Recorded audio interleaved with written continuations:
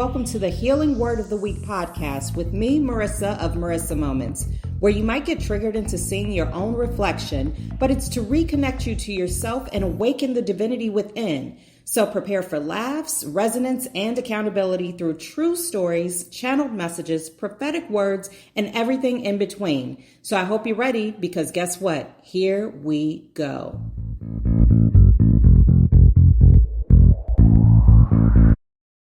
Okay, so the word of the week is idols, I-D-O-L-S. And let me just share with you really quickly. So I love to listen to this podcast. It's called The Bible in a Week, and it's by Father Mike. He's Catholic. He's a Catholic priest, and he does this great Ascension Bible translation, and it puts the Bible in chronological order, and then he kind of just translates it in a way that can be easily understood because, listen, I don't know about you, but when I go to read the Bible, sometimes I become hyper fixated on like a singular name because I'm like, how do you spell that? How do you say that? Right? Or like if they repeat a word over and over, then the whole message is lost on me. I remember one time in church, the pastor, bless his heart, it was like a guest pastor or whatever, but he kept saying the word did over and over. And that's all I could hear him say. And I was like, I know that there's a good message. I know that he is like passionate in all these things, but he just said the word did 5 too many times. And that's all I could hear, right? Hyper fixated. But anyway, that's not what I want to talk about. I just wanted to say all of that to say, I got this one message from that podcast today. I mean, I got more than that, but this is something that I've kind of fixated on. So I knew I needed to share it with you. And it was in reference to idols, the word of the week. And what he said was, we love them, but they never love us back, right? Let me repeat that so you can absorb it. We love them, but they never love us back. And that was a direct quote. I even wrote it down and everything because it resonated on such a deep level. Now, here's the thing. In my life, I've been associated with a lot of people, a lot of different friends, a lot of different associates, a lot of different relationships and things like that, right? And I found that as he was talking about this, I realized and recognized that I had made idols out of these people. Now, I'm not even talking about like Hollywood standards, right? I'm not even talking about anything that, we see on television or, any of those types of things, right? I'm talking about real life. I'm talking about putting my neighbor on such a pedestal that it's almost in direct competition with God. And I'm being very blatantly honest with you because I want you to be blatantly honest with yourself too. If any of this resonates, if this message or any message that I have given to you in the past resonates, that means it is for you. And that means that you need to take time and meditate on those words and on how it resonates for you, because the same message can have several different meanings depending upon who is hearing it, since we're all working and hearing from our wounds. But let's get back to the idols, right? Now, I've had friends where I would text them all the time, right? Text them. And the vision that Spirit gives me right now, and it's so shady, is like a puppy dog, a brand new puppy that's hyper, right? Jumping up and down, tongue out. Anytime somebody comes around, just super excited. Oh, yeah. Oh, somebody pet me. Come see me, pet me, see me. All those things, right? And that was me. That was me. But not just because, that whole immaturity aspect or, wanting to be seen, but because I idolized these people in such a way that I just wanted their specific recognition, right? I wanted their specific validation for whatever it is that I was doing and in whatever way I was existing. And I can recall coming to a certain point in my life where I had a conversation with someone. It might have been over text, but it was a conversation nonetheless. And I said, you know what? I realized that I feel like a little child crying out for the attention of their parent or guardian or whomever every time I reach out to you, right? Every time it felt like I was always the one to initiate the contact. And even upon that contact, there was never any question of how I'm doing, right? It was always very one-sided. And yet I persisted. I persisted and I insisted that we had to stay connected. We had to keep that tether cord going. We could not disconnect because we had so many years behind us. And I only prayed that we had so many in front of us too. And that's not just for that singular individual. I've had that same approach with many people throughout the duration of my life. I can think back to high school, wanting to have a best friend so bad that I essentially made one up in my mind out of the person that I was associated with. And then I had to have that harsh realization and I'm going to be very honest here, when I got stood up when we were supposed to hang out one day. And her real best friend said, "You were never invited." And it broke my heart. It really did. And I'm not focused in on that. But what I'm focused in on is the fact that I was making them idols as well, right? The reason why my heart had to be broken as a consequence of my own actions and my own idolatry was because that tether needed to be cut in order for me to get to the place and space where I am now.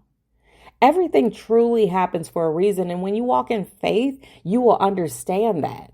It doesn't mean that you're going to be happy about everything that happens in your life. Definitely not. It doesn't mean that when you're in pain, you're going to be cracking up because, hey, this is happening for a reason, guys. No, you're going to cry. It hurts, right? But we have to understand that there is purpose behind that pain. And when we continue to force ourselves to have these idols, these false idols in our lives, then we're going to experience more and more pain and trauma, right? And this is something that we actually have a choice over. Listen, the world has programmed us to think that we need to have these idols.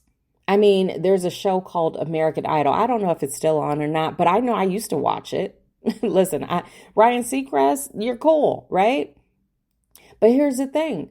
We put these people on such lofty pedestals and we forget that they are also just humans. And then there's that ripple effect that happens on to them because now that they have been turned into these idols, these i.e. lowercase gods, right? Then they feel the pressure that they have to maintain these standards or live up to these expectations that are impossible for a human to meet. The only truest God is God, right? We have to learn to check ourselves when we're getting out of line, when we're putting somebody up on a pedestal, when we're running after their car like a dog. When we're putting forth all of our energy and effort towards someone and something that is not paying us any attention at all. And then when we are in the same room or vicinity as them, they could care less about what is going on with us. Let me read this again to you. We love them, but they never love us back. Now, let me be clear, because what I received that clarification is that they may have a version of love for you. But that is not as loving someone truly and deeply, because when there is true love, there is also reciprocity, right? When there is true love, there is commitment, there is caring, there is sharing, right? Now, I don't know about you. And listen, as a disclaimer, I've lived a life. I've lived several lives within the singular lifetime, right? The stories that I could share with you would have your jaw on the floor. And I'm not just saying that to be extra about it. I'm telling you the honest to God's truth. But the thing of it is throughout the entire time, especially when I look back, I understand and know that the truest idol that I have is God. And I feel weird even saying that he's an idol, right? Because God is God. And I'm not trying to preach. I'm just trying to teach, right?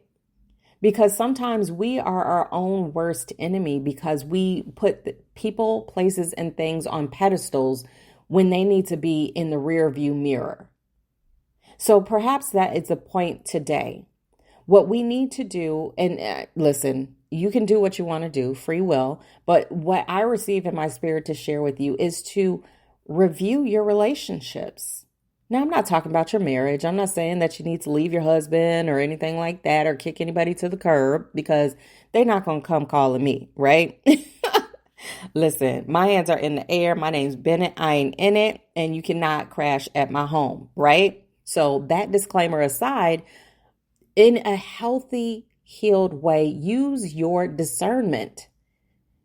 If something or someone is taking your attention away from your truest purpose, from your walk with God, Gaia, ancestors, angels, and saints, if something or someone is detracting from your ability to ascend yourself in a healed, healthy way, then that might be an idol.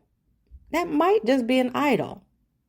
And, it's like it's like an old shoe that has a hole in it. It's no longer working. It's no longer serving its purpose. Once you recognize that that hole is there, unless you could patch things up, then that shoe probably has to go. Man, it could be recycled. I'm down with textile recycling, right? And I'm not talking about harming a person, let's be clear, because the only rules are that we cause no intentional harm to self or one another, right? But the thing of it is, and what I'm alluding to is that we have to reevaluate our relationships and the things that we are putting out into the world, especially when we have expectations of what we're going to be receiving. We can't sit at home and cry and wonder why no one ever reaches out to us when the only relationships that we encourage and foster are the ones with people who never reach out to us. Now, that's a word in itself. I hope you caught that. That was a message to myself. It reached my heart. Bottom line to this bottom line is be wise, be mindful, be perceptive, right? Understand and know and highlight when you are turning a being into an idol. So that's it for now. I hope you got your message. And when this message resonates, because I know that it will, make sure that you use your healed discernment to kind of sift it through the filter, right? And apply it as it resonates in a healed capacity. Again, we are not causing any intentional harm to self or one another. Our aim here is to heal, to grow, to ascend, to shift the world, but not by going out and changing other people, blaming other people, or anything like that. It's from doing the work from within, because one drop can make an ocean. So that's it for today. That's it for this week. Make sure you check out all the archive videos. I have tons and tons of content, you guys.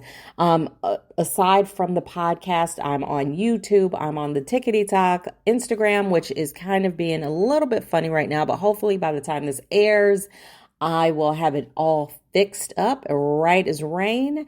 If not, if my Instagram is getting a little bit old, I might have to revert to the Marissa Moments too, but we'll see when we get there.